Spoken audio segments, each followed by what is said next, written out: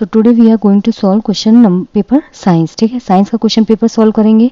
19 जन 2023 को हुआ था ये पेपर आपका, और लेवल 2 वालों के लिए है। तो यहाँ पे आपसे सबसे पहले पूछा है for which of the following ultrasonic sound waves can not be used.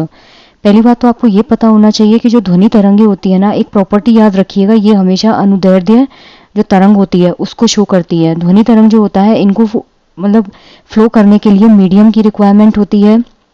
जो साउंड वेव्स होती हैं वो सॉलिड में सबसे ज़्यादा होती है, उसके बाद लिक्विड में, और उसके बाद गैसेस में। जो साउंड वेव्स हैं वो वैक्यूम में कभी भी ट्रेवल नहीं कर सकती, और जो लाइट वेव्स होती हैं वो इसके जस्ट अपोजिट होंगी। गैस में सबसे तेज चलेगी लाइट वेव, लिक्विड में कम, और सॉलिड में सबसे कम। और जो लाइट वेव्स होती है उसको वैक्यूम में भी इजीली ट्रेवल करवाया जा सकता है। अब यहाँ से आपसे पूछा है कि जो ध्वनि तरंग है, पराश्रव्य ध्वनि तरंग, उसका यूज कहाँ नहीं किया जाता है। जो साउंड वेव्स होती है ना वो 3 होती है, इंफ्रासोनिक होती है, सोनिक होती है, एक होती है आपकी इंफ्रासोनिक जिसे हम बोलते हैं अपश्रव्य, एक होती है सोनिक जिसे हम बोलते हैं श्रव्य, और एक होती है अल्ट्रासोनिक या फिर सुपरसोनिक जिसे हम बोलते हैं पराश्रव्य। जो इंफ्रासोनिक होती है ना, उसकी जो फ्रीक्वेंसी होती है वो 20 हर्ट्ज से कम होती है। क्लियर?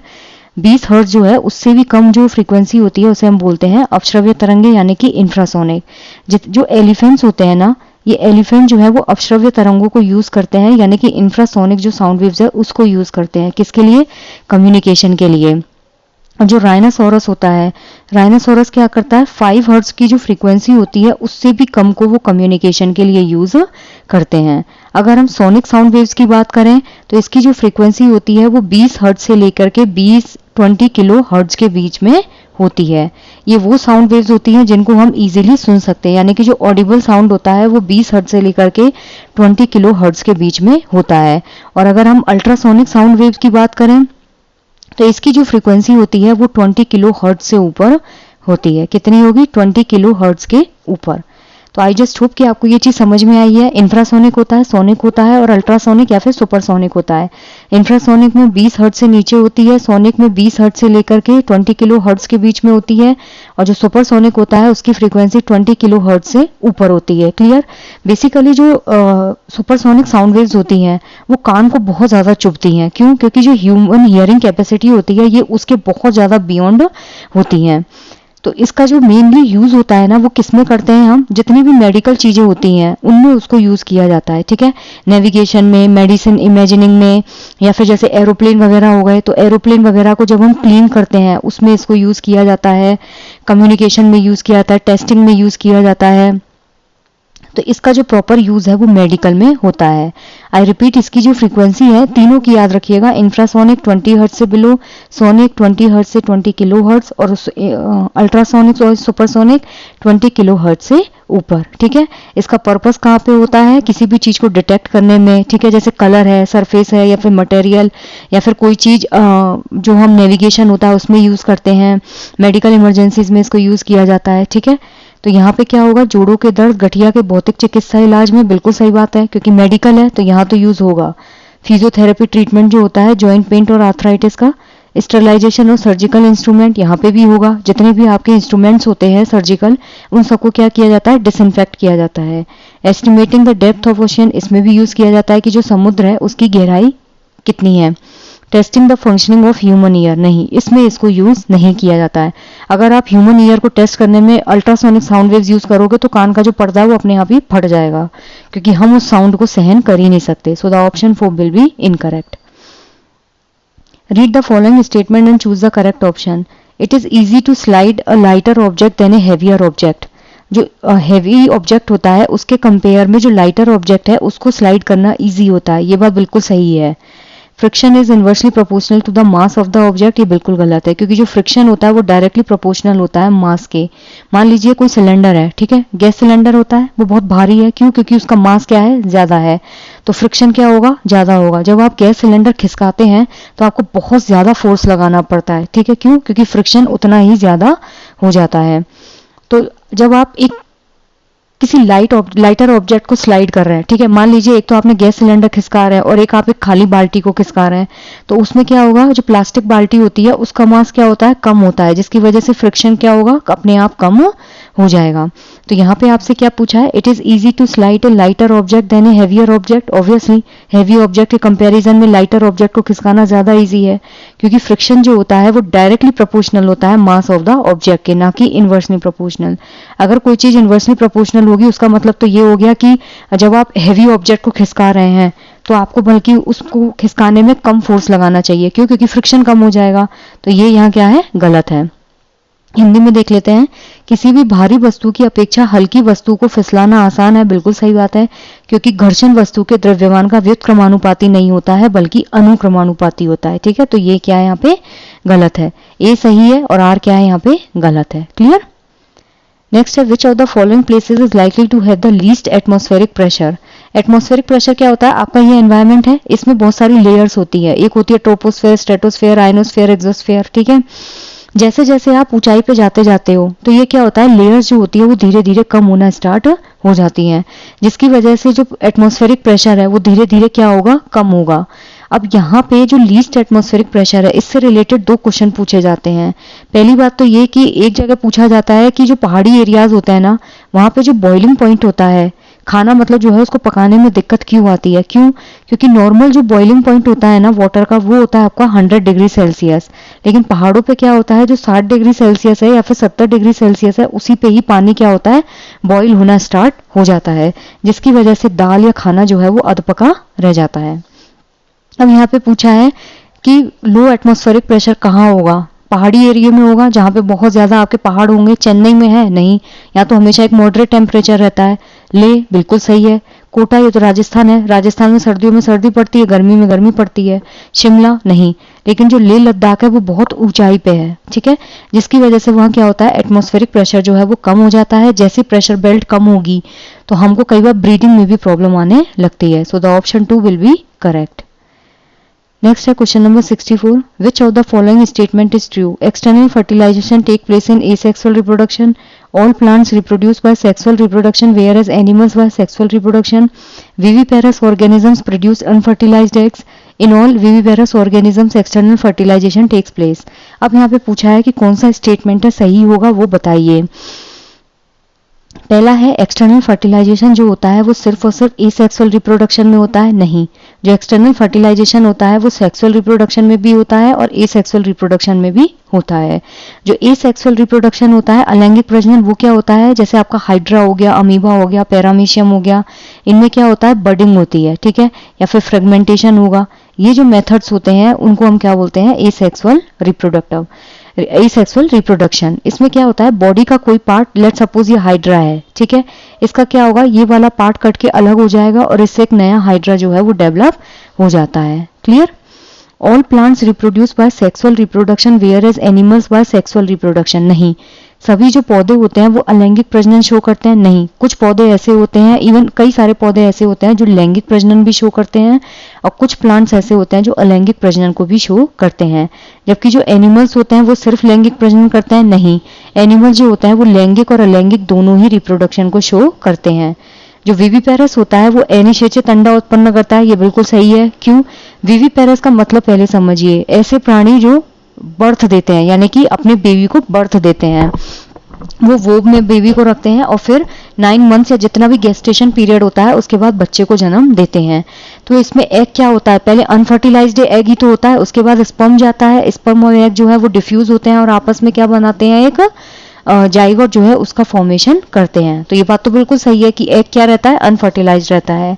जितने भी विविपेरस ऑर्गेनिज्म होते हैं उन सब में एक्सटर्नल फर्टिलाइजेशन होता है। नहीं, जरूरी नहीं है कि जितने भी विविपेरस एनिमल्स हों उनमें एक्सटर्नल फर्टिलाइजेशन हो, कुछ में क्या होता है, इंटरनल फर्टिलाइजेशन होता है। एक्सटर्नल फर्टिलाइजेशन जो होता है ना, एक तो ये आपका टेडपोल में होता है, दूसरा ये आपका किस में होता है, फिशेज में होता है। क्यों, ये क्या करती है, जितनी भी फिश होती है ना, ये अपने स्पर्म को पानी में रिलीज कर देती हैं, उधर से जो फीमेल फिश होती है वो एग को पानी में रिलीज कर देती है और फिर स्पर्म और एग जो है वो आपस में डिफ्यूज होकर जाइगोट बना देते हैं। तो यहाँ पे क्या सही होगा आपका, option number 3 will be correct. जो एसेक्सुअल रिप्रोडक्शन होता है उसमें जरूरी नहीं है कि हमेशा एक्सटर्नल फर्टिलाइजेशन हो। एक्सटर्नल फर्टिलाइजेशन क्या होता है, जहाँ पे स्पर्म और एग जो है वो बाहर रिलीज किए जाते हैं, उनको आपस में फर्टिलाइज करवाया जाता है, उसके बाद जाइगोट बनता है। जबकि जो इंटरनल फर्टिलाइजेशन होता है उसमें जो ह्यूमन स्पर्म होता है उसको जो फीमेल बॉडी है उसके अंदर इंसर्ट करवाया जाता है, then zygote formation takes place and then foetus becomes adult. तो यहाँ पे क्या होगा आपका option number 3 will be correct. अब आपसे पूछा है which of the following material is best suited to make a coil. Coil जो होती है पहली बात तो वो किसकी बनती है, नाइक्रोम की, ठीक है। क्यों, क्योंकि इसमें क्या होता है, मिश्र धातु होती है ये, एक तो होता है निकिल और एक होता है इसमें क्रोमियम, ठीक है। और ये कैसी होती है, कॉइल्ड स्ट्रक्चर होती है। हीटर वगैरह में सी को तो यूज करते हैं, तो जो हीटर है उसमें पूछा है कि कॉइल जो है यानी कि जो नाइक्रोम कॉइल होती है उसके लिए कौन सी प्रॉपर्टी सबसे बेस्ट होगी। मटेरियल है WX YZ, ठीक है। मेल्टिंग पॉइंट है लो लो हाई हाई। याद रखिएगा जो फ्यूज वायर होता है ना उसका मेल्टिंग पॉइंट तो होना चाहिए लो, लेकिन जो आप ये वाला कॉइल यूज करते हैं हीटर वगैरह में या प्रेस वगैरह में हम जो कॉइल यूज करते हैं उसका जो मेल्टिंग पॉइंट होता है वो हमेशा हाई होना चाहिए। अगर लो मेल्टिंग पॉइंट होगा तो कभी भी अगर मान लीजिए करंट फ्लो ज्यादा हो रहा है, एक लिमिट से ऊपर हो रहा है, लेट सपोज 50 हर्ट्ज है, ठीक है, और 200 वोल्ट से अगर ज्यादा ऊपर का करंट जो है वो फ्लो हो रहा है तो उस केस में क्या होगा, सर्किट ब्रेक हो जाएगा, ठीक है। तो वो प्रॉपर्टी होती है मेल्टिंग पॉइंट के लिए, यानी कि आपके फ्यूज वायर के लिए। लेकिन यहाँ जो होता है नाइक्रोम जो कॉइल होती है उसके लिए मेल्टिंग पॉइंट जो है वो हमेशा हाई होना चाहिए, ठीक है। क्योंकि मेल्टिंग पॉइंट जब हाई होगा तो अगर मान लीजिए करंट ज़्यादा फ्लो हो भी रहा है, एक लिमिट से ऊपर जा रहा है, तो आपका जो इंस्ट्रूमेंट है वो फूकेगा नहीं, ठीक है। रेजिस्टिविटी जो होती है इसकी हमेशा हाई होनी चाहिए, मेल्टिंग पॉइंट हाई होना चाहिए और रेजिस्टिविटी जो है वो भी हाई होनी चाहिए। हीटर जो है वो डिपेंड किस पे करता है, मतलब किस लॉ पे बेस्ड होता है। हीटर होता है आपका heating effect of electric current, यानी कि विद्युत धारा का ऊष्मीय प्रभाव। इसमें क्या होगा, जब आप रेजिस्टिविटी हाई रखेंगे, ठीक है, तो रेजिस्टिविटी जैसे हाई होगी तो इलेक्ट्रॉन्स जो हैं उनके फ्लो होने में क्या होगा, एक हर्डल पैदा होगा, ठीक है, यानी कि इलेक्ट्रॉन्स के फ्लो होने में प्रॉब्लम आएगी। और जैसे जैसे इलेक्ट्रॉन्स धीरे धीरे फ्लो होंगे तो वहां पे क्या होता है, हीट जनरेट होगी, और जब हीट जनरेट होगी तो उसमें क्या होगा, आपका इलेक्ट्रिक जो हीटर है वो प्रॉपरली काम करेगा। This is the heating effect of electric current. तो यहाँ पे क्या होता है, मेल्टिंग पॉइंट कितना होना चाहिए, आपका हाई होना चाहिए, और रेजिस्टिविटी क्या होनी चाहिए, हाई होनी चाहिए।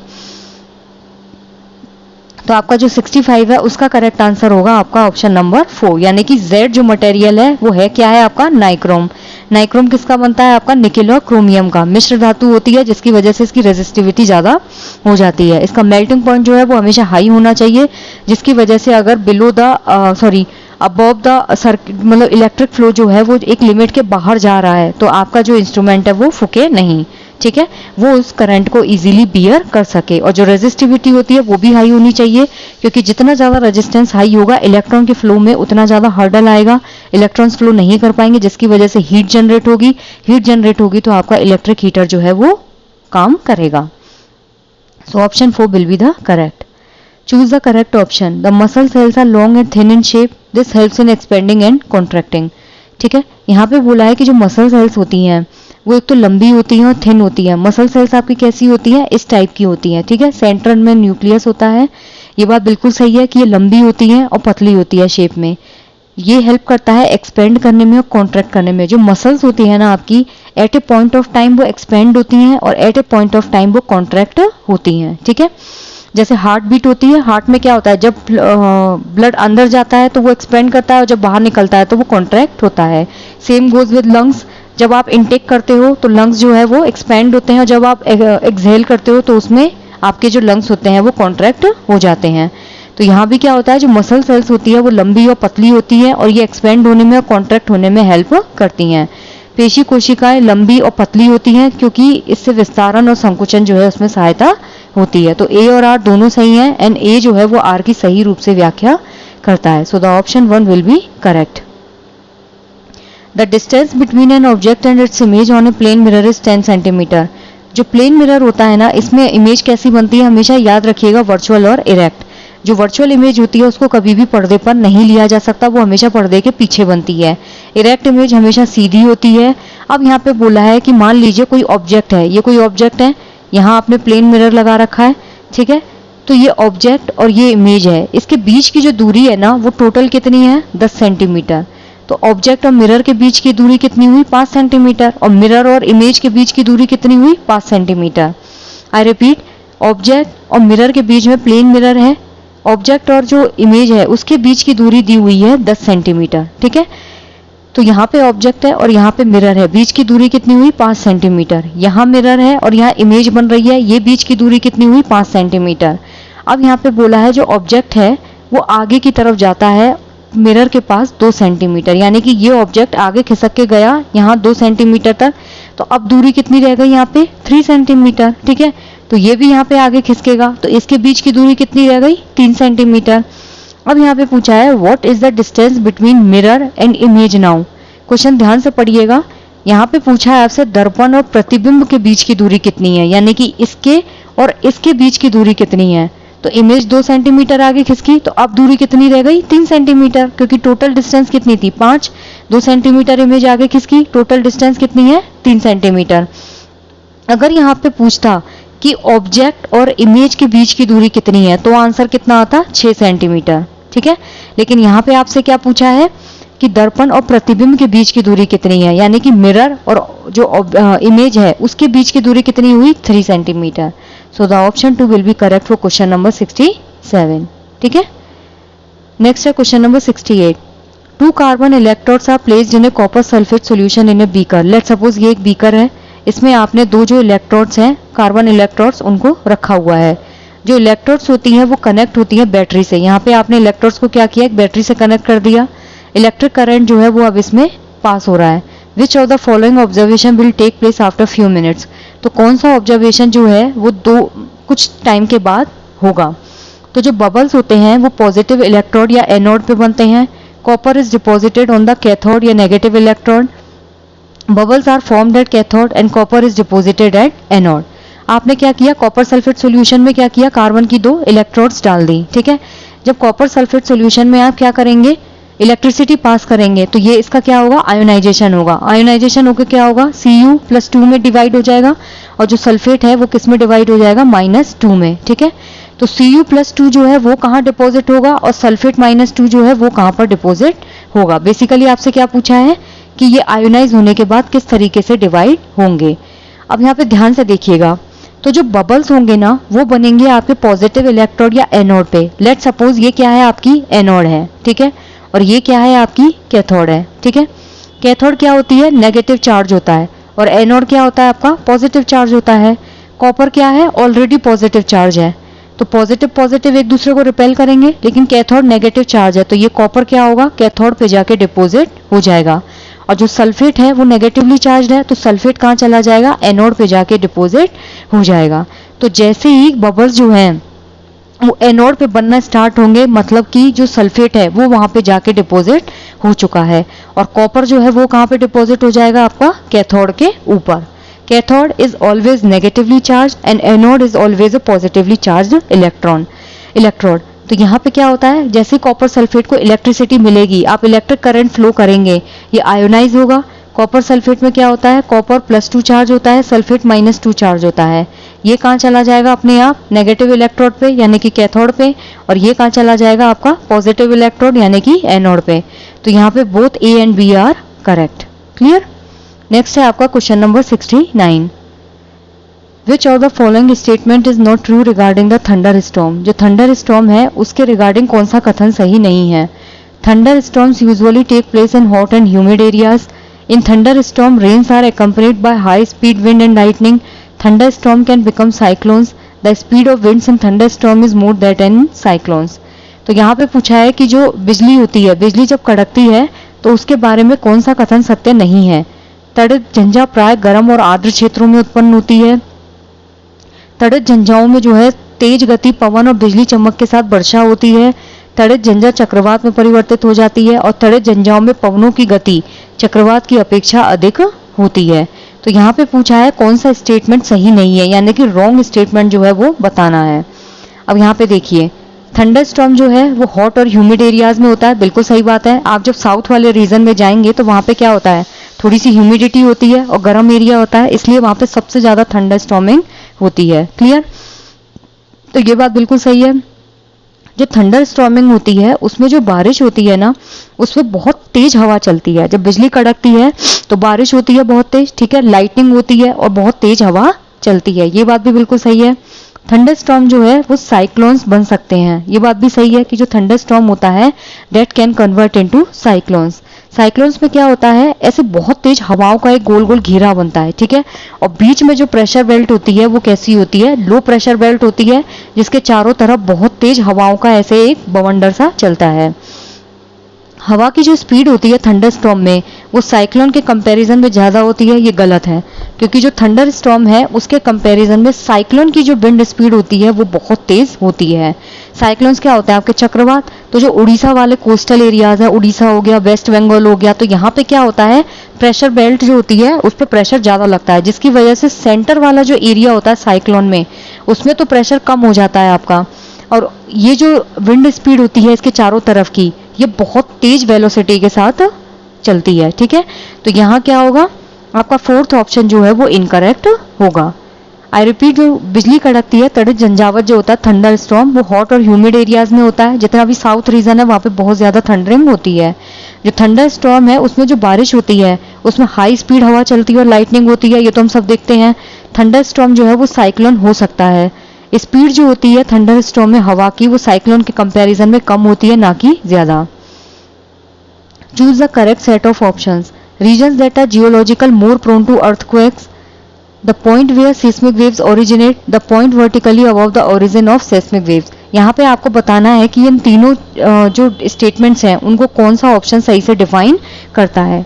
अगर सबसे पहले हम देखें एक ऐसा रीजन जो जियोग्राफिकली अर्थक्वेक जो है उनके लिए बहुत ज़्यादा सेंसिटिव होता है, ठीक है, तो यहाँ पे क्या, वह क्षेत्र जो भौगोलिक रूप से भूकंप के लिए प्रवृत्त है, मतलब जहाँ पे सबसे ज़्यादा भूकंप आते हैं, ठीक है, वो होता है आपका सेस्मिक जोन। ऐसे जोन जहाँ पे सबसे ज़्यादा भूकंप आते हैं, जैसे नेपाल हो गया, यहाँ पे भूकंप आता है आपका, भूटान हो गया, यहाँ भूकंप आता है आपका, दिल्ली में भूकंप आया था, गुजरात में भूकंप आया, तो ये जो है आपके सेंसिटिव एरियाज होते हैं, यानी कि सेस्मिक जोन होता है जहाँ पे सबसे ज़्यादा भूकंप आते हैं, तो उसको क्या बोलते हैं, seismic zone. The point where seismic waves originate, वो पॉइंट जहाँ पे सेस्मिक वेव जो होती है ना वो ओरिजिनेट होती है। सेस्मिक वेव्स क्या होती हैं, आपकी जो अर्थक्वेक आता है तो ऐसे जो उस पॉइंट के चारों तरफ वेव्स बनती हैं, ठीक है, उसको हम बोलते हैं सेस्मिक वेव्स। तो जो सेस्मिक वेव्स जहां से ओरिजिनेट होती है ना उस पॉइंट को हम बोलते हैं सेस्मिक फोकस, ठीक है। ये क्या होता है आपका फोकस पॉइंट, जहां से आपका अर्थक्वेक बिंदु जो होता है ना, भूकंप बिंदु, वो होता है आपका सेस्मिक फोकस। तीसरा है the point vertically above the origin of seismic wave, ये आपकी सेस्मिक वेव्स हो गई। इसके जस्ट वर्टिकली अपोजिट जो पॉइंट होता है उसे हम बोलते हैं एपी सेंटर। यहीं से आपकी जो इंटेंसिटी होती है अर्थक्वेक की उसको मेजर किया जाता है, ठीक है। तो यहाँ पे क्या होगा, रिएक्टर स्केल जो है उस पे इसको नापा जाता है कि कितने रिएक्टर स्केल पे भूकंप आया था, ठीक है। आई रिपीट, सेस्मिक जोन होता है एक ऐसा जोन जिसे हम सेंसिटिव एरिया घोषित कर देते हैं जहाँ पे सबसे ज्यादा भूकंप आते हैं। ऐसा पॉइंट जहां से सेस्मिक वेव्स ओरिजिनेट होती हैं उसे हम बोलते हैं सेस्मिक फोकस, और सेस्मिक फोकस के जस्ट वर्टिकली अपोजिट जो होता है उसे हम बोलते हैं एपी सेंटर।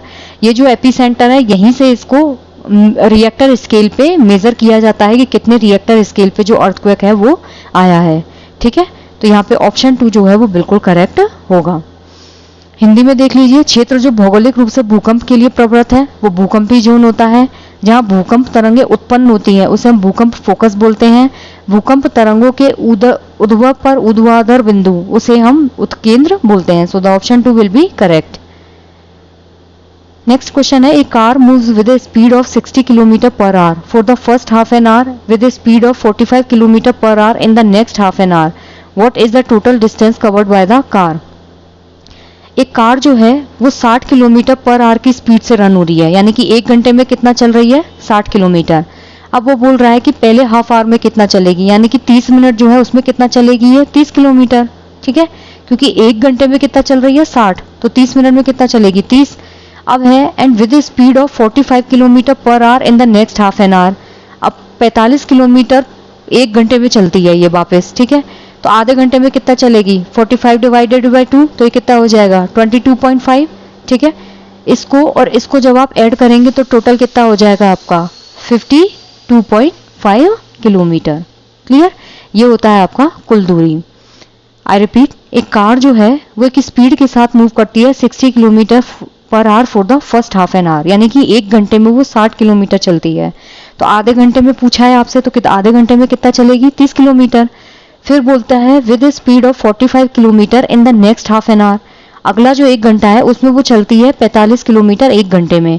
आधे घंटे में कितना चलेगी, 45 का हाफ कितना होता है, 22.5। तो यहाँ पे आपसे टोटल डिस्टेंस पूछी है कि उस कार ने कितनी कवर की है। यहाँ पे 30 किलोमीटर चली है, यहाँ पे 22.5 किलोमीटर चली है, टोटल कितना हो जाएगा 52.5 kilometre per our. Okay, sorry 52.5 kilometre. So the option 2 will be correct. A displaces B and C from their salt solution। जो A है वो क्या करता है, डिस्प्लेस कर देता है B और C को उनके सॉल्ट सॉल्यूशन से। मान लीजिए ये यहाँ पे कोई सॉल्यूशन बना रखा था, A जो है वो एक सिंगल मेटल था, सिंगल एक रखा हुआ था एलिमेंट, एक धातु रखी हुई थी। उसने क्या किया हुआ, ये आपका रिएक्टिविटी सीरीज का है क्वेश्चन। यहाँ पे क्या है, ये हाईली रिएक्टिव एलिमेंट है। इसने क्या किया, B और C दोनों को ही रिप्लेस कर दिया उनके सॉल्यूशन से, ठीक है। लेकिन जब इसको सॉल्ट सॉल्यूशन में डी में डाला गया, यानी कि इस ए को जब सॉल्ट सॉल्यूशन डी में डाला गया तो क्या हुआ, कोई भी रिएक्शन नहीं हुई। क्यों, क्योंकि डी जो है वो बहुत हाईली रिएक्टिव था एज कंपेयर टू ए, ठीक है। तो यहाँ पे तो क्या था, ए ने रिप्लेस कर दिया बी और सी को, तो ए क्या है, हाईली रिएक्टिव है। यहाँ पे क्या हुआ, जब ए को डी सॉल्यूशन में डालने की कोशिश की तो ए और डी के बीच में कोई भी रिएक्शन नहीं हुई, क्योंकि डी जो है वो बहुत ज्यादा रिएक्टिव था एज कंपेयर टू ए। तो यहाँ पे क्या होगा, डी हाईली रिएक्टिव होगा। B displaces C from its salt solution, B जो है वो सी को डिस्प्लेस कर देता है, तो बी क्या होगा, हाईली रिएक्टिव होगा एज कंपेयर टू सी। तो यहाँ पे पूछा है कि जो सेकंड मोस्ट रिएक्टिव मेटल है वो कौन सी है। अब ध्यान से देखिएगा, ए ने बी और सी को रिप्लेस किया तो A is greater than B and C. फिर जब ए को वापस से डी सॉल्ट सॉल्यूशन में डाला तो कोई रिएक्शन नहीं हुई, क्योंकि डी जो है वो हाईली रिएक्टिव था। तो ए सी भी हाईली रिएक्टिव कौन है, डी। बी रिप्लेस कर रहा है सी को, तो बी रिएक्टिव हुआ हाईली एज कंपेयर टू सी। तो यहाँ पे आपसे क्या पूछा है, सेकंड रिएक्टिव मेटल, तो वो क्या होगी, A. So the option 2 will be correct for question number 72, ठीक है। नेक्स्ट है question number 73। Vaccination is a process of immunization that is developing immunity of a person against a particular disease. Which of the following statement is true regarding vaccines? जो टीकाकरण होता है यानी कि vaccination, वो प्रतिरक्षण की एक विधि है। इम्यूनोलॉजी का मतलब ही यही होता है कि आपकी एंटीबॉडीज को डेवलप करना। यदि किसी व्यक्ति में एक विशिष्ट रोग के विरुद्ध प्रतिरक्षा उत्पन्न करना, कोरोना वैक्सीन बनी थी तो उसमें क्या था, कोरोना के अगेंस्ट हमने उसको यूज किया था, तो एक पर्टिकुलर डिजीज के अगेंस्ट होती है। स्मॉल पॉक्स के लिए टीकाकरण होता है, पोलियो वैक्सीन चली थी तो पोलियो के अगेंस्ट थी। तो इसके संदर्भ में कौन सा कथन जो है वो सही है। ए वैक्सीन इज अ लाइव और एटीन्यूएटेड जर्म, जो वैक्सीन होती है उसमें एक जीवित या क्षीण जीवाणु होता है। वैक्सीन जो है वो एंटीबॉडीज बनाती है बॉडी में एक स्पेसिफिक डिजीज के अगेंस्ट में, यानी कि जो वैक्सीन है वो एक विशिष्ट रोग के विरुद्ध रोग प्रतिरोध कारक उत्पन्न करता है। वैक्सीन्स कंटेन एंटीबायोटिक्स विच किल जर्म्स, जो वैक्सीन है उसमें प्रतिजैविक होते हैं जो जीवाणुओं को मार देते हैं। Vaccines are effective against only viral disease, जो वैक्सीन होती है वो केवल विषाणु द्वारा उत्पन्न रोगों में प्रभावी होती है। तो यहाँ पे अब आपसे पूछा है कि इसमें आपको करेक्ट आंसर बताना है कि कौन सा सही है।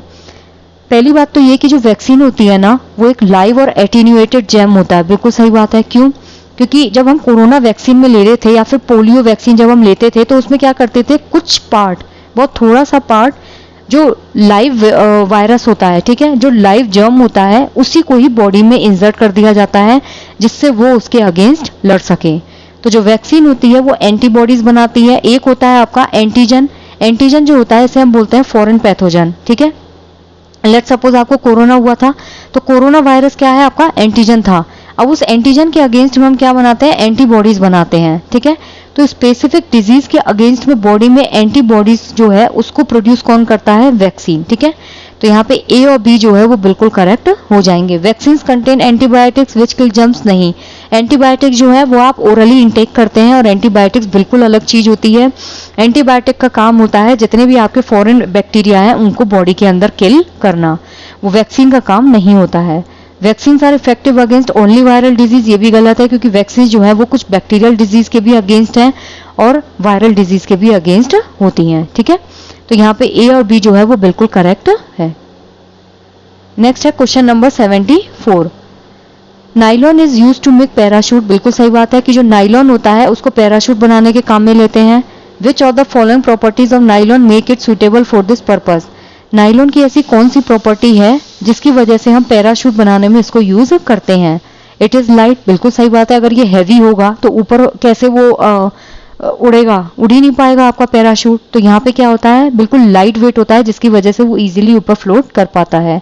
स्ट्रॉन्ग होता है, बिल्कुल सही बात है, अगर ये स्ट्रॉन्ग नहीं होगा तो जितने भी लोग पैराशूट में ट्रेवल करते हैं वो सारे नीचे आके मर जाएंगे। It is elastic. बिल्कुल सही बात है, इसकी प्रॉपर्टी जो होती है वो इलास्टिक होती है, तभी तो वो बिल्कुल ऊपर स्ट्रेच आउट हो जाता है। It is fire resistant. ये भी बिल्कुल सही है। It is shiny. इसका कोई लेना देना नहीं है, ऐसा नहीं है कि नाइलॉन जो होता है वो बहुत ज्यादा शाइनी नेचर का होता है। ठीक है। It is wrinkle free. Sorry, ये फायर रेजिस्टेंट नहीं होता है, ये गलत है, क्योंकि कॉटन जो होता है that is your fire resistant. Cotton के कपड़े में बहुत जल्दी आग नहीं लगती है। ठीक है। जबकि जो नाइलॉन होता है या फिर जितने भी आपके सिंथेटिक फाइबर्स होते हैं ये बहुत जल्दी आग पकड़ते हैं। It is wrinkle free. Nylon के कपड़े में रिंकल आती है, तो ये भी यहाँ पे गलत हो जाएगा। तो बेसिकली पैराशूट बनाने में जो नाइलॉन यूज करते हैं उसके लिए सबसे ज्यादा सूटेबल क्या है कि एक तो ये बहुत लाइट वेट होता है, तो इजीली ऊपर फ्लोट करता है, स्ट्रॉन्ग होता है जिसकी वजह से इजीली ये नीचे नहीं आता, और इलास्टिक प्रॉपर्टी ये शो करता है। A B C will be the correct for question number 74। Fire resistant नहीं होता है, बल्कि फायर बहुत जल्दी कैच करता है। शाइनी होता है, इससे कोई लेना देना नहीं है। रिंकल फ्री नहीं होता, रिंकल्स इसमें भी आते हैं। तो यहाँ पे A B C will be the correct for question number 74। Next है question number 75। Liquid carbon dioxide is used in fire extinguisher. बिल्कुल सही बात है कि जो CO2 होती है उसी को ही हम आग बुझाने में यूज करते हैं। क्यों? क्योंकि CO2 जो होती है ना बहुत हैवी गैस होती है। हैवी गैस होने की वजह से इसमें क्या होता है, जैसे लेट सपोज आग लग रही है तो ये क्या करती है, बहुत मोटी लेयर एक बना लेती है, जिसकी वजह से ऑक्सीजन की जो सप्लाई है वो बिल्कुल यहाँ पे कट हो जाती है। ठीक है। तभी तो जो मच्छर वगैरह होते हैं उनको मारने के लिए हम मिट्टी का तेल वगैरह ये सब चीजें यूज करते हैं, क्योंकि इसमें क्या होता है ऑक्सीजन सप्लाई बिल्कुल खत्म हो जाती है। कार्बन डाइऑक्साइड जो होती है वो लाइटर होती है, नहीं, ऑक्सीजन जो होती है वो बहुत लाइटर होती है। O2 जो है वो कैसी होती है, आपकी लाइटर गैस होती है, जबकि CO2 जो होती है वो आपकी कैसी होती है, हैवी गैस होती है, जिसकी वजह से ऑक्सीजन सप्लाई तुरंत कट हो जाती है। तो यहाँ पे क्या होगा आपका, A is true but R is false. ये जो है वो बिल्कुल सही है, लेकिन R जो है गलत है, क्योंकि CO2 जो है वो हैवी होती है, जिसकी वजह से ऑक्सीजन सप्लाई तुरंत रुक जाती है। अगर आप पानी डाल देंगे, ठीक है, मान लीजिए कार में आग लग गई या फिर सिलेंडर से कोई आग लगी है, अगर आप उसमें पानी डाल रहे हैं तो उसमें क्या होगा, आग और ज्यादा भड़क जाएगी। क्यों? क्योंकि वाटर जो होता है वो आग में जाते आयोनाइज हो जाता है, ऑक्सीजन जो है वो क्या करेगी, उसको और ज्यादा मिलती जाएगी, जिसकी वजह से आग जो है वो और ज्यादा फैलती जाएगी। क्योंकि वाटर में क्या होता है, ऑक्सीजन, और ऑक्सीजन तेल को जैसे ही मिलेगी वो और ज्यादा फैलता जाएगा। तो यहाँ क्या होगा, option 3 will be correct.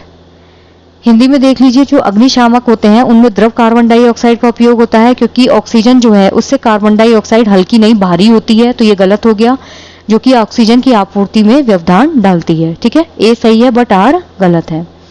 Which of the following statement regarding bacteria is true. They help in break down of cellulose in herbivores. यानी कि जो शाकाहारी होते हैं उनमें सेल्यूलोज के विघटन में ये मदद करता है। They aid in digestion process in human beings. They are used in production of antibiotics. They are in preparation of cakes. They are used in preparation of alcohol. They are used in breakdown of organic matter in biogas plant. तो यहाँ पे आपसे पूछा है कि कौन सा statement जो है वो बिल्कुल करेक्ट है।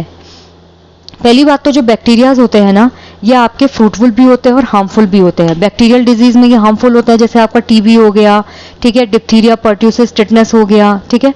अब यहाँ पे पूछा है कि हर्बीवोरस जो होते हैं उनमें सेल्यूलोज के ब्रेकडाउन में हेल्प करते हैं। बिल्कुल सही बात है, ये क्या करते हैं, जितने भी शाकाहारी होते हैं वो सेल्यूलोज लेते हैं, जिसकी वजह से इनकी स्मॉल इंटेस्टाइन जो होती है वो बड़ी होती है, और वहाँ पे कुछ बैक्टीरिया इनकी बॉडी में प्रेजेंट होते हैं, जिसकी वजह से सेल्यूलोज जो होता है उसको ये कंप्लीटली डाइजेस्ट कर देते हैं। ह्यूमन बींग्स जो है उसमें ये डाइजेशन प्रोसेस में हेल्प करते हैं। हमारी बॉडी में इकोलाई होता है, जिसकी वजह से डाइजेशन प्रोसेस जो होती है वो ईजी हो जाती है। They are use in production of antibiotics. जो पेनिसिलियम नोटेटम है उससे क्या बनी है, पेनिसिलिन मेडिसिन बनी है। ठीक है। They are in preparation of cakes, नहीं, इनको केक की प्रिपरेशन में यूज नहीं किया जा सकता। ठीक है। केक के अंदर हम किसको यूज करते हैं, इकोलाई को। ठीक है। इकोलाई जो होती है उसको केक के अंदर यूज किया जाता है और इकोलाई क्या होती है आपकी फंगस होती है। नेक्स्ट है they are used in preparation of alcohol. Alcohol जो होता है उसमें भी इकोलाई को यूज किया जाता है और इकोलाई क्या होती है आपकी फंगस होती है। ये ऑर्गेनिक मैटर जो होता है उसके ब्रेकडाउन में हेल्प करते हैं बायोगैस प्लांट में, बिल्कुल सही बात है। जो मिथेनोजेंस होते हैं ना, मिथेनोजेंस बैक्टीरिया होते हैं, ये क्या करते हैं आपके जो बायोगैस प्लांट है उसमें मीथेन में जो ऑर्गेनिक मैटर है उसको मीथेन में कन्वर्ट करने में हेल्प करते हैं। जैसे मिथेनोकोकस हो गया, मिथेनोस्टेफाइली हो गया, ये सारे बैक्टीरिया जो है वो बायोगैस प्लांट में यूज होते हैं। तो यहाँ पे क्या होगा, हर्बीवोरस में जो सेल्यूलोज है उसके ब्रेकडाउन में हेल्प करते हैं।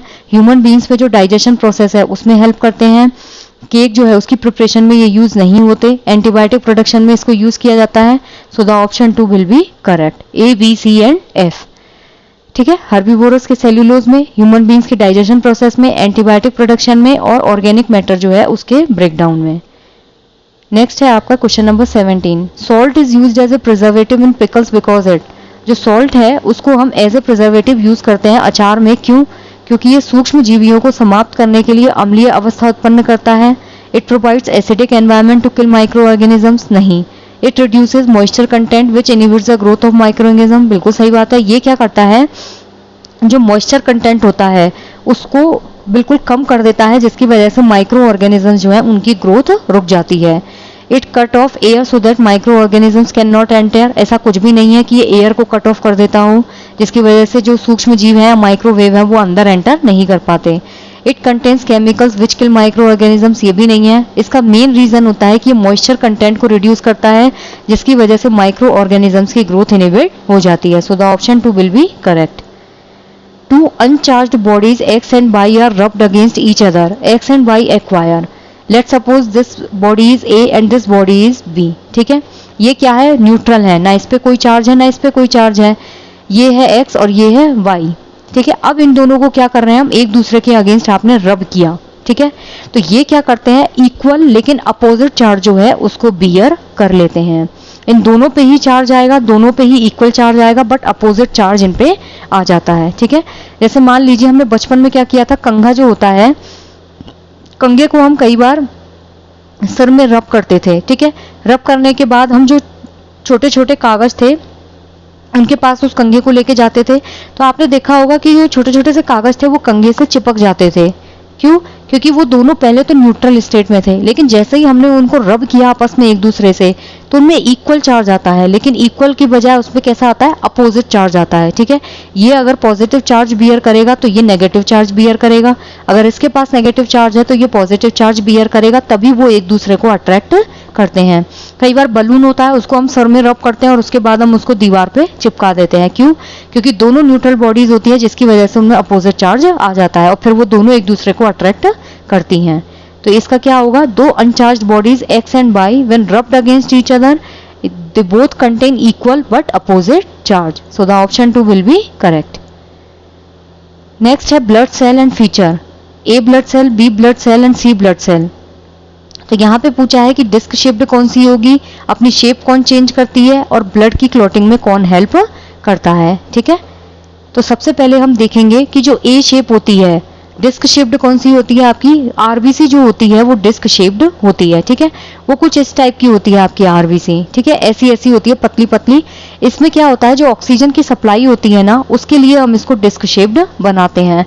पतली होती है जिसकी वजह से ऑक्सीजन की सप्लाई बहुत ईजी और फास्टर वे में हो सके। बी होता है आपका जो अपनी शेप को चेंज करता रहता है, that is your white blood sales. जो डब्ल्यूबीसीज होती हैं वो अपनी शेप को बार बार चेंज करती रहती हैं। और जो सी ब्लड सेल होती है वो ब्लड की क्लॉटिंग में हेल्प करती है। ब्लड क्लॉटिंग जो होता है उसके लिए प्लेटलेट्स रिस्पॉन्सिबल होती हैं। ठीक है, कई बार आपने देखा होगा कि प्लेटलेट्स बॉडी के अंदर कम हो जाती हैं, जिसकी वजह से हम क्या करते हैं, ह्यूमन बॉडी में प्लेटलेट्स को ट्रांसफर किया जाता है। आपका एक आपने विटामिन के पढ़ा होगा। ठीक है, जो विटामिन के होता है ना, ये क्या करता है, थ्रोम्बिन प्रोटीन बनाता है। ये जो थ्रोम्बिन प्रोटीन होती है ये ब्लड क्लॉटिंग में हेल्प करता है। जिन लोगों की बॉडी में विटामिन के की कमी हो जाती है उनमें ब्लड क्लॉटिंग फैक्टर जो है वो कम होने लगते हैं। तो यहाँ पे जो इसका करेक्ट आंसर होगा, A is disc shaped that is red blood cell, B is changes shape that is white blood cells because it keeps changing her shape, helps in clotting of blood that is platelets. So the option 2 will be correct. The temperature of water in a large container is 50 degree Celsius. मान लीजिए कोई एक large container है, इसमें पानी का जो temperature है वो कितना है 50 degree Celsius. Anita fills this water in a 250 ml beaker A and 75 ml beaker in B. ठीक है, अनीता क्या करती है 250 ml जो है वो तो डाल देती है बीकर ए में, ठीक है, और 750 ml किस में डाल देती है, ये बीकर बी में, अप टू ब्रिम। ठीक है, मतलब ऊपर तक भरती है। Which of the following statements are correct. Anita ने क्या किया, जो इसको दो पार्ट्स में डिवाइड कर दिया। लार्ज कंटेनर में पानी का जो भरा हुआ था इन्होंने, उस टाइम टेम्परेचर 50 डिग्री सेल्सियस था। अब उसको दो पार्ट्स में डिवाइड कर दिया, 250 ml बीकर ए में और 750 ml बीकर बी में। ऊपर तक भरा है, तो कौन सा स्टेटमेंट करेक्ट होगा, जो वाटर ए और बी में टेम्परेचर है वो सेम रहेगा। Amount of heat in A and B is same. Temperature of water in A is less than that of water in B. The amount of heat in water A is less than that of B. ठीक है, तो यहाँ पे इसका जो correct answer होगा that is your, देखिए जो पानी बीकर ए में और बीकर बी में जो पानी का टेम्परेचर है वो तो बिल्कुल सेम रहेगा, क्योंकि हम यहाँ टेम्परेचर थोड़ी चेंज कर रहे हैं, टेम्परेचर तो बिल्कुल सेम है ना, कि पानी का टेम्परेचर तो 50 डिग्री सेल्सियस ही है। फिर बोला है the amount of heat in A and B same, नहीं, दोनों में हीट सेम अब नहीं रहेगी। जो ए है, बीकर ए में पानी का जो टेम्परेचर है वो क्या होगा, कम होगा, less than that of water in B. The amount of heat in water A is less than that of in B, यानी कि ए में पानी की जो हीट का अमाउंट है वो तो क्या होगा, कम होगा एज कंपेयर टू बी। ठीक है, तो ए कंटेनर जो यहाँ पे लिया था जिसमें 250 ml पानी था, उसमें जो हीट का अमाउंट होगा वो तो कम होगा as compare to beaker B. ठीक है, तो यहाँ पे ऑप्शन 2 जो है वो बिल्कुल करेक्ट होगा, ए एंड डी। इस क्वेश्चन को दोबारा समझते हैं। अनीता, मतलब लेट सपोज एक बीकर है, ठीक है, एक बहुत बड़ा कंटेनर है, उसमें पानी का जो टेम्परेचर है वो कितना है आपका 50 डिग्री सेल्सियस। ठीक है, अब अनीता जो है इस पानी को फिल करती है एक 250 ml बीकर ए में और 750 ml डालती है बीकर बी में। अप टू ब्रिम मतलब ऊपर तक भरा है। कौन सा स्टेटमेंट इसमें करेक्ट होगा, कि पानी का जो टेम्परेचर है ए और बी में बिल्कुल सेम रहेगा, ये बिल्कुल सही है, क्योंकि हम टेम्परेचर को इसमें कम या ज्यादा नहीं कर रहे हैं। Amount of heat in A and B is same, नहीं, हीट जो है अब यहाँ पे वेरिएट करेगी। पानी में जो बीकर ए में पानी का टेम्परेचर है वो कम होगा एज कंपेयर टू बी, ऐसा कुछ भी नहीं है, टेम्परेचर कांस्टेंट रहेगा। लेकिन जो हीट का अमाउंट है ना, जो ए बीकर है उसमें पानी कितना है 250 ml, तो वो तो यहाँ पे हीट क्या होगी, कम होगी। लेकिन जो कंटेनर बी है वहां पे पानी कितना है 750 ml, तो वहां पे हीट क्या होगी, ज्यादा होगी, क्योंकि वहां वॉल्यूम ज्यादा है। तो यहाँ पे क्या होगा, A and D is correct, so the option 2 will be correct. अब है आपका pedagogy. In order to promote problem solving skills in learners, it is important that they are given opportunities to. मान लीजिए जो लर्नर्स हैं, अधिगमकर्ता हैं, उनमें समस्या समाधान कौशल को अगर बढ़ावा देना है तो क्या ऐसे अवसर प्रदान किए जाएं कि जिससे उनमें वो प्रॉब्लम सॉल्विंग स्किल इंप्रूव हो। केवल पाठ्य पुस्तकों में निर्दिष्ट प्रयोगों का निष्पादन करें, नहीं, केवल जो आपकी टेक्स्ट बुक है उसमें जो भी परफॉर्म किया गया एक्सपेरिमेंट सिर्फ उसको प्रेजेंट करें, उससे बच्चे में प्रॉब्लम स्किल डेवलप नहीं होगी। अन्वेषण द्वारा संप्रत्य की खोज कर पाए, बिल्कुल सही बात है। आप बच्चे को जो फ्री हैंडेड छोड़ते हैं तो बच्चा क्या करता है, खुद से अपने ज्ञान का निर्माण करेगा, क्योंकि वो चीजों को पहले खोजेगा, फिर उसको एनालाइज करेगा और फिर जाके वो उस चीज को सॉल्व कर पाएगा। Take extra classes in science, उससे कोई फर्क नहीं पड़ेगा। लर्न थ्रू एडवांस सॉफ्टवेयर, आप कितनी भी टेक्नोलॉजी के थ्रू बच्चे को पढ़ा दीजिए, लेकिन बच्चा जब तक खुद डिस्कवरी करके नहीं सीखता है उसका ज्ञान परमानेंट नहीं होगा। तो यहाँ पे क्या होगा, option 2 will be correct. Next है आपका question number 60, question number 82, right, या observation is very important process skill in science. Observation क्या होता है, लेट सपोज आप साइंस में कोई भी एक्सपेरिमेंट कर रहे हैं, तो जब तक आप किसी चीज को ध्यान से देखेंगे नहीं कि इसमें क्या क्या पॉजिटिव चीज है, क्या क्या नेगेटिव चीज है, that is called your observation. यहाँ पे आप सिमिलैरिटी और डिससिमिलैरिटी को पहचानना स्टार्ट कर देते हैं। Which of the following statements are true regarding observing in science. तो साइंस में जो ऑब्जर्वेशन है उसके बारे में कौन सा कथन यहाँ पर सही है। It involves only seeing with eyes, observation में सिर्फ आप आंखों से देखते हो, बाकी कुछ नहीं करते, ये गलत है। It helps in gathering first hand information, बिल्कुल सही बात है। आप क्या करते हैं, जो इन्फॉर्मेशन है उसको खुद अपने हाथ से करके सीखते हैं, मतलब इकट्ठा करते हैं। It is unbiased and objective, बिल्कुल सही बात है, ये बिल्कुल अनबायस्ड होता है और ऑब्जेक्टिव होता है, यानी कि वस्तुनिष्ठ होता है। इसमें आप मतलब एक चीज का सिर्फ एक ही आंसर होता है, ठीक है, बायस्डनेस इसमें नहीं होती है।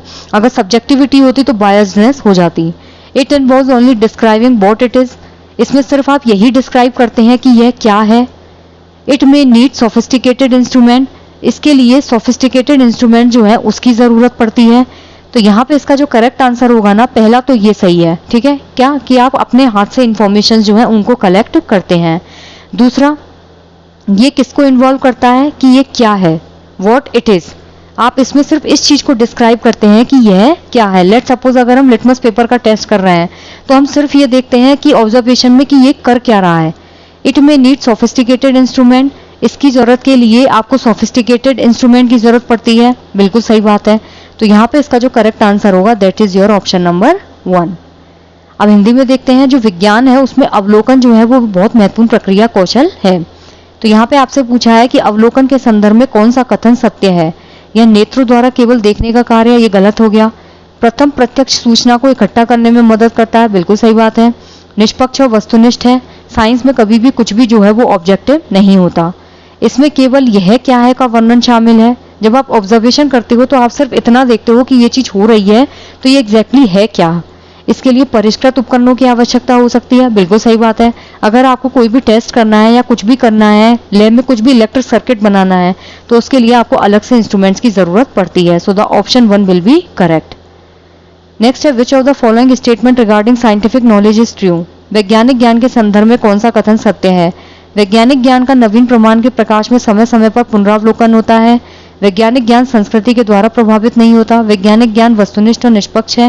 वैज्ञानिक ज्ञान केवल वर्तमान समस्याओं का समाधान खोजने पर केंद्रित है। पहली चीज तो ये कि जो साइंटिफिक नॉलेज होती है ना, वो केवल आपकी प्रेजेंट प्रॉब्लम्स पे फोकस्ड नहीं होती है, ठीक है। साइंटिफिक नॉलेज आपकी प्रेजेंट प्रॉब्लम पे भी फोकस्ड होती है, आपकी पास्ट जो प्रॉब्लम्स है उन पे भी फोकस्ड होती है। Scientific knowledge is objective and unbiased, science में कभी भी कुछ भी ऑब्जेक्टिव नहीं होता है, science is always about subjective, ठीक है। तो ये यहाँ पे गलत हो गया। वैज्ञानिक ज्ञान संस्कृति के द्वारा प्रभावित नहीं होता, जो साइंटिफिक नॉलेज होती है वो कल्चर से हमेशा इन्फ्लुएंस होती है, ऐसा नहीं है कि वो कल्चर से आपके इन्फ्लुएंस नहीं होगी। Scientific knowledge is subject to periodical revision in the light of new evidence, बिल्कुल सही बात है कि जो वैज्ञानिक ज्ञान है उसमें समय समय पे आप चेंजेस करते हैं प्रमाण के प्रकाश में। पहले जो डिस्कवरी हुई, हम थोड़े टाइम बाद उसमें फिर कुछ चेंज करेंगे, फिर थोड़े टाइम बाद उसमें कुछ चेंज करेंगे, ठीक है। लेट सपोज आप किसी टाइम पे जैसे आपने मान लीजिए कोई एक्सपेरिमेंट किया, ठीक है। अब हो सकता है F = ma होता है, जरूरी तो नहीं ये सिंगल शॉट में फॉर्मूला निकल के आ गया होगा, हो सकता है पहले कुछ और फॉर्मूला निकला हो लेकिन उसमें फिर चेंज किया हो, फिर चेंज किया हो, ठीक है। तो ये क्या होता है कि वैज्ञानिक ज्ञान में जैसे जैसे नए नए एविडेंस आते हैं तो धीरे धीरे हम क्या करते हैं, पुनरावलोकन उन चीजों का करते जाते हैं, यानी कि पीरियोडिकल रिवीजन होता रहता है। Option 1 will be correct. एक साइंस की क्लासरूम में बच्चे जो है वो डाइवर्स लर्निंग प्रोफाइल रखते हैं, तो टीचर को क्या करना चाहिए, यानी कि विविध अधिगम शैली जो है उसमें विद्यार्थियों के किसी विज्ञान कक्षा कक्ष में शिक्षक को चाहिए कि कक्षा कक्ष में योग्यता आधारित समूह बनाएं। हमें एबिलिटी ग्रुप नहीं बनाना है कि ये बच्चा जो है वो ये चीज कर सकता है, ये बच्चा जो है ये चीज अचीव नहीं कर सकता, ये गलत है। विशिष्टीकृत निर्देश और मूल्यांकन का उपयोग करें, बिल्कुल सही बात है। आप डिफरेंशिएटेड इंस्ट्रक्शन और असेसमेंट कीजिए, यानी कि एक बच्चे को अलग इंस्ट्रक्शन दीजिए, एक बच्चे को अलग इंस्ट्रक्शन दीजिए। मान लीजिए ये कोई क्लास है, इसमें ये बच्चा ए है, ये क्रिएटिव है, ये बच्चा बी है, ये इंटेलिजेंट है, ये बच्चा सी है, इसको फिजिकल इंपेयरमेंट है। तो ऐसी कंडीशन में आप क्या कीजिए, हर बच्चे को अलग अलग निर्देश दीजिए कि तुम ये करो, तुम ये करो, then you can evaluate. Use standardise assessment for parity and objectivity, गलत हो गया। क्यों? क्योंकि आप मानकीकृत मूल्यांकन जो है उसको कभी भी यूज नहीं कर सकते। मानकीकृत मूल्यांकन का मतलब होता है कि जितने भी आपने डाइवर्स बच्चे आपकी क्लास में बैठे हैं उन सब पे एक जैसी चीज को फॉलो करना। यूज एक्सटेंसिव टेक्नोलॉजी, व्यापक प्रौद्योगिकी का प्रयोग करें, नहीं। इसमें आपका करेक्ट आंसर होगा कि आप विशिष्टीकृत निर्देश और मूल्यांकन का उपयोग करें। ये बच्चा अगर क्रिएटिव है तो आप क्रिएटिविटी को टेस्ट कीजिए, ये बच्चा इंटेलिजेंट है तो इसकी आप इंटेलिजेंस को टेस्ट कीजिए। ये बच्चा मान लीजिए आपके वोकेशनल कोर्स में बहुत इंटेलिजेंट है, बिजनेस वगैरह में इसका दिमाग चलता है, तो आप वहां पे उस बच्चे को असेसमेंट कीजिए, वैल्यूएट कीजिए। तो यहाँ पे क्या होगा, option 2 will be correct. In order to develop rational thinking a science teacher may adopt the following practices except. जो बुद्धि संगत चिंतन होता है उसका विकास करने के उद्देश्य से साइंस टीचर जो है वो निम्न अभ्यास अपना सकता है सिवाय एक के, जो कि है विवादास्पद सामाजिक वैज्ञानिक विषय से दूर रहें, छात्रों को कारण प्रभाव संबंधों को खोजने के लिए कहें, संदेहवाद को प्रोत्साहन दें, छात्रों को विश्वसनीय विज्ञान साहित्य को देखने के लिए प्रोत्साहित करें। पहली बात तो यहाँ पे आपसे क्या बोली है, बच्चों के अंदर हमको रेशनल थिंकिंग डेवलप करनी है कि कोई चीज हो रही है तो क्यों हो रही है, बच्चा उस चीज को एनालाइज करे। तो उसके लिए जरूरी है कि बच्चों को जो साइंटिफिक कल्चर है, यानी कि जो रिलायबल साइंटिफिक लिटरेचर है, उसको आप पढ़ने के लिए या फिर कंसल्ट करने के लिए आप एनकरेज करें। कोई भी आप साइंटिफिक ऑथर की बुक पढ़ सकते हैं। संदेहवाद को प्रोत्साहन दे, बिल्कुल सही बात है, क्योंकि साइंस में हमेशा जो सेप्टिसिज्म होता है उसको प्रमोट किया जाता है। Science is always based on संदेहवाद। ये चीज हो रही है तो क्यों हो रही है, इसके पीछे रीजन क्या है। अगर न्यूटन संदेह नहीं करता या फिर आइंस्टाइन ने बल्ब बनाया, अगर इन सब चीजों में संदेह नहीं होता तो आज साइंस इतना डेवलप हो ही नहीं पाती। बच्चे को कारण प्रभाव संबंधों को खोजने के लिए कहें कि अगर ये चीज है तो इसके पीछे का इफेक्ट क्या हो सकता है।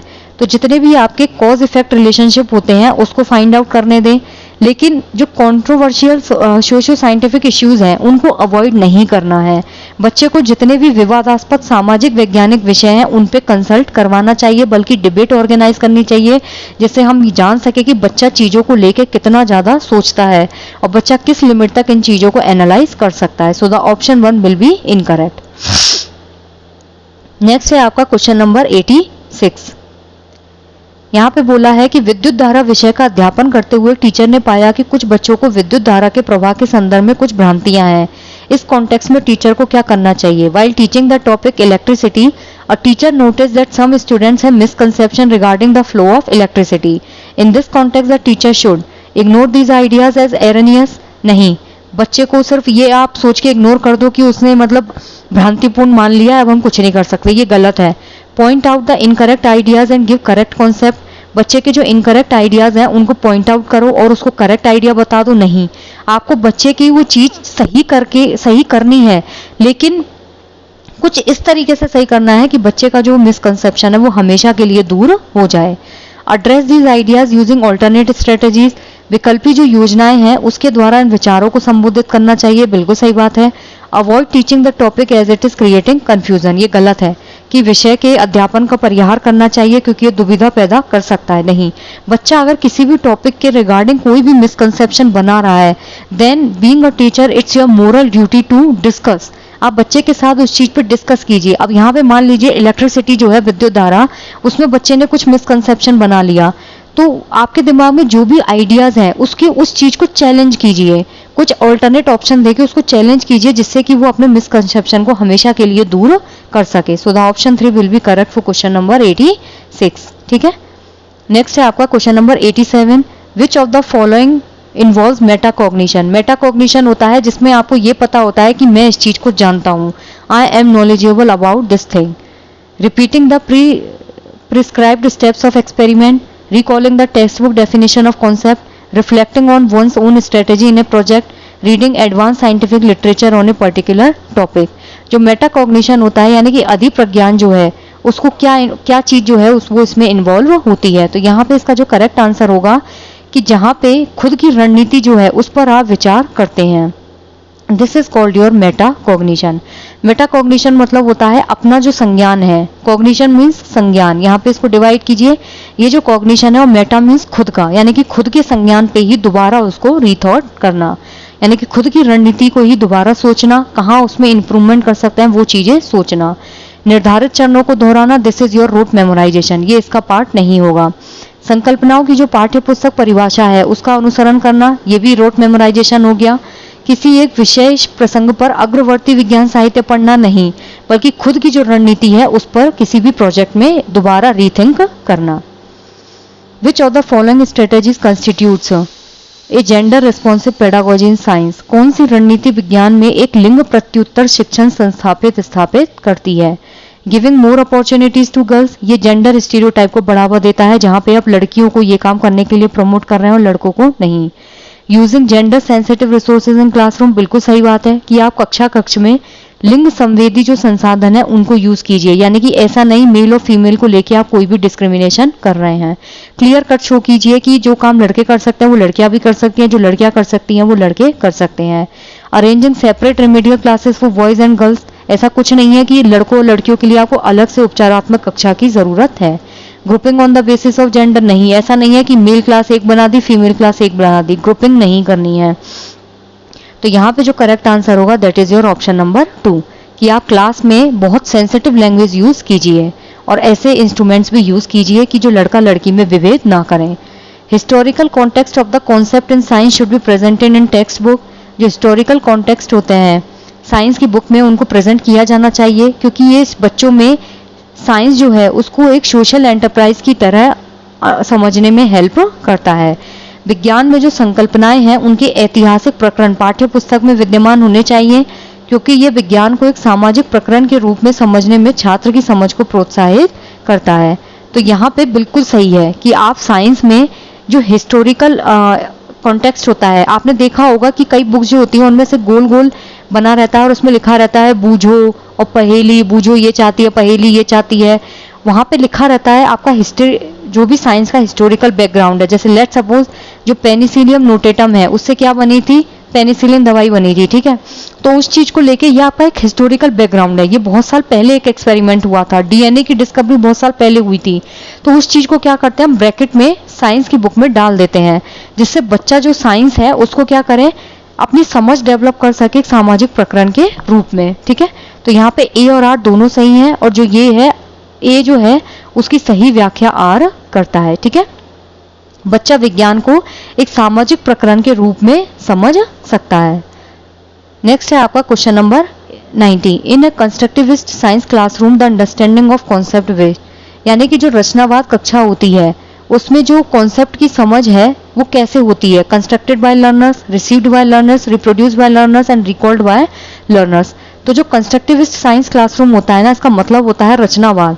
रचनात्मक विज्ञान कक्ष में बच्चा अपने ज्ञान का निर्माण खुद करता है, वो सबसे पहले खुद डिस्कवरी करेगा, उसके बाद चीजों को एनालाइज करेगा और तब जाके वो अपने ज्ञान का निर्माण करता है, ठीक है। तो यहाँ पे जो करेक्ट आंसर होगा दैट इज ऑप्शन नंबर 1। अधिगम कर्ता द्वारा प्राप्त किया जाता है, ठीक है, प्राप्त नहीं करता है, वो खुद उस चीज को निर्मित करता है, तो ये गलत हो गया। पुनरुत्पादित करता है, नहीं। अनुस्मरण करता है, नहीं। तो यहाँ क्या करा होगा आपका option number 1 will be correct. I just hope guys कि आपको ये चीज़ अच्छे से समझ में आई हो, बहुत अच्छे से एक्सप्लेन करने की कोशिश की है। अगर कोई भी डाउट हो तो आप कमेंट्स में पूछ सकते हैं। Thank you.